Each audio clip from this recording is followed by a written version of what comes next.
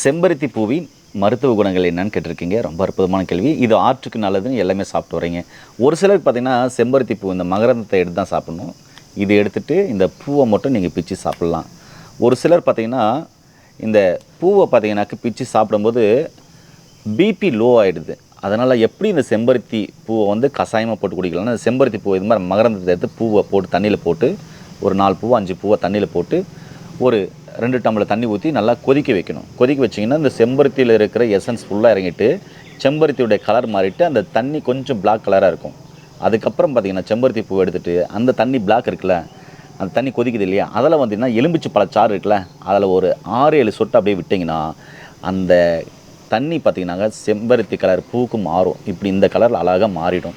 அப்போ அந்த தண்ணியை காலை நேரத்தில் நீங்கள் தொடர்ந்து குடிச்சிட்டு வரும்போது உடல் அசதி, சோர்வு, டயர்னஸ்ஸு, அதுக்கப்புறம் கர்ப்பப்பையில் நீர்க்கட்டி, நார்க்கட்டி எல்லாம் கரைஞ்சு போகும். காரணமே இல்லாமல் எதுக்காக வந்துச்சுனே தெரியல இந்த சோம்பல், டயர்ட்னஸ் அப்படின்றாங்கள, அவங்களும் தொடர்ந்து குடிக்கும்போது எனர்ஜிக்காக ஃபீல் பண்ணுவீங்க.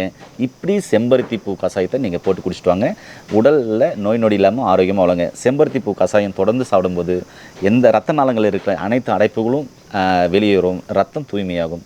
ரொம்ப ரொம்ப அற்புதமான ஒரு கஷாயம் செம்பருத்தி பூ கஷாயம். தொடர்ந்து சாப்பிட்டு வாங்க.